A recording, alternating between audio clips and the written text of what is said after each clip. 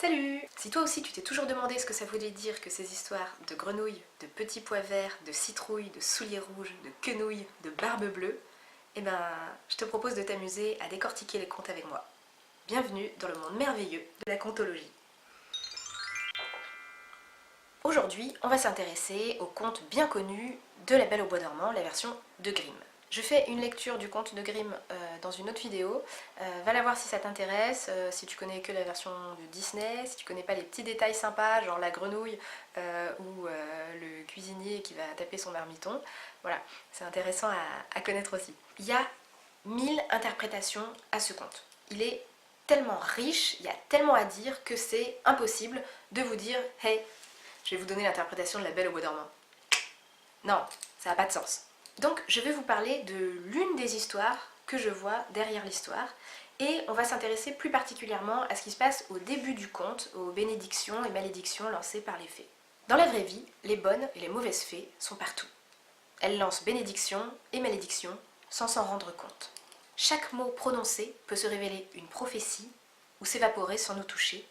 Tout dépend de ce qu'on choisit de croire. Je me souviens d'une sorcière que j'ai croisée une fois. C'était à l'hôpital. Une vieille femme, affaiblie par la maladie et apparemment aigrie par son triste sort, a lancé au groupe d'étudiantes dans lequel je me trouvais « Pour l'instant, vous êtes jeune, mais attendez un peu, quand vous serez vieille, vous verrez. » Ça, c'est une malédiction. Les malédictions, comme les bénédictions, sont des graines. Elles sont jetées par des personnes qui te veulent du bien ou du mal. Elles sont plantées en toi et elles ont la possibilité de germer un jour ou pas. Les sorts jetés dans l'enfance sont particulièrement susceptibles de germer.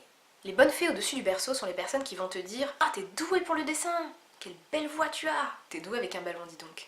Elle est forte en maths, cette petite, elle ira loin. » La graine est plantée, et en grandissant, la personne qui croit en ses dons va leur permettre de croître. C'est un cercle vertueux qui a pour base la confiance en soi. Elle se construit au jour le jour, au fur et à mesure des réussites qui vont venir renforcer la croyance de base. Mais comme une chose n'existe jamais sans son contraire, l'inverse se produit aussi. On connaît tous de mauvaises fées qui, aigries et déçues par la vie, se sont penchées sur notre berceau pour semer en nous le germe de croyances négatives. Et stupide, il n'arrivera jamais à rien.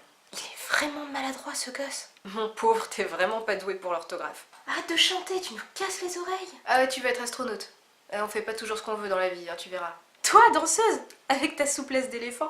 Ce genre de phrase, tu le connais, et je suis sûre que tu en as qui te viennent à l'esprit maintenant. Ou pas. Certaines ont été tellement intégrées à notre personnalité que le souvenir initial a disparu. Ce sont des sortilèges, des petites graines maléfiques déposées dans l'esprit de l'enfant.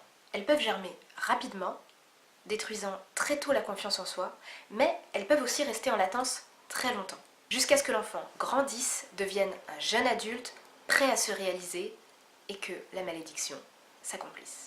Dans son livre Les lois naturelles de l'enfant, Céline Alvarez parle de prophétie autoréalisatrice. Elle cite une étude de Rosenthal et Jacobson menée dans les années 60. Ces deux chercheurs choisissent une école élémentaire de milieux socio-économiques défavorisés. Ils font passer à tous les enfants des tests de QI en début d'année scolaire. Ils faussent volontairement les résultats en désignant de façon aléatoire 20% d'enfants à qui ils attribuent des scores très supérieurs à la norme. Ils font ensuite en sorte que les enseignants prennent connaissance de ces faux résultats. À la fin de l'année scolaire, les enfants sont à nouveau évalués avec les mêmes tests pour mesurer leur progression. Les enseignants, croyant que 20% des enfants avaient des capacités supérieures à la norme, ont modifié leur posture envers eux, impactant ainsi la progression des enfants qui ont obtenu une progression significativement plus importante que leurs camarades. Nos projections sont donc créatrices. Elles ont un impact considérable sur notre réalité. Elles peuvent être positives, on parle d'effet Pygmalion, mais elles peuvent également être négatives, on parle alors d'effet Golem. Il est donc fondamental, autant que possible, de garder une foi solide et sereine en chaque enfant. Bref, ça nous est tous arrivé, toi-même tu sais.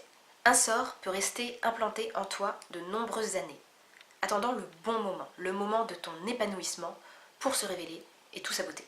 D'ailleurs, on remarque que la jeune fille se pique elle-même le doigt au fuseau. Il y a un moment dans ta vie où ton esprit prend la relève et se pique lui-même.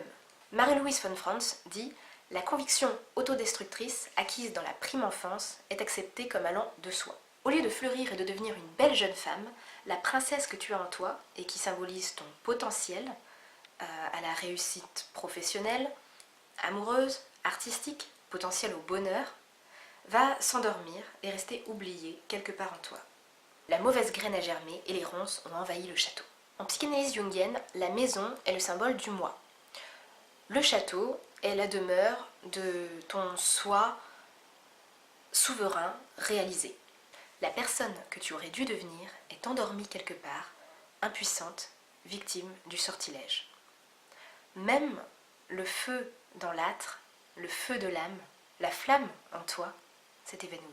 Mais le conte nous dit de ne pas désespérer. Aucune malédiction n'est éternelle. La 12e fée s'en est assurée. Pourquoi cette dernière intervention? Pourquoi ajouter au conte « mais au bout de 100 ans, la malédiction sera rompue » ? Parce que c'est vrai, parce que chaque être humain a en lui la force de vaincre sa malédiction. La maladie contient son propre remède. En pharmacologie, pour parler du composant qui a un effet thérapeutique, on parle de principe actif. Ici, le principe actif, principe en italien, c'est le prince.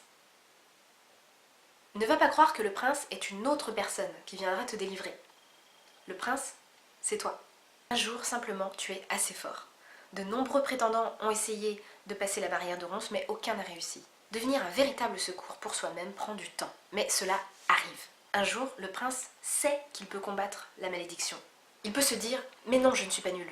Mais si, je suis bon à ça. » Il se révolte contre les mauvaises pensées qu'il a lui-même alimentées pendant toutes ces années, se répétant à lui-même qu'il n'était pas assez bien, qu'il n'était pas fait pour se réaliser, pour être heureux, pour réussir dans sa vie, pour être artiste, pour être aimé.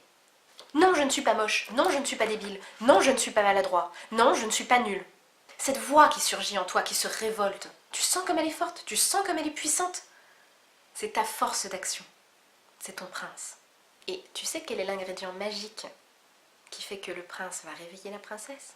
Bah oui, c'est l'amour, évidemment. Des Disney à la série Once Upon a Time, cette vérité est répétée mais sous-estimée. Jusqu'à ce que les bouquins de développement personnel commencent à vraiment en parler. En fait, ça n'a rien de gnangnan. Oublie ton côté rabat-joie qui te dit super, l'amour, tout ça. Pff.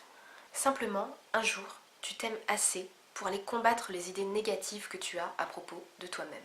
La vilaine sorcière de Tante Alberte qui t'a dit que tu serais jamais bon à rien, eh bien tu la pourfends comme un dragon. Parce que toi, tu décides que c'est faux, par amour pour toi. S'aimer, se soutenir, se jurer fidélité, être son meilleur allié. C'est un mariage intérieur, un serment sacré. En ce qui concerne le conte, c'est la fin de l'histoire.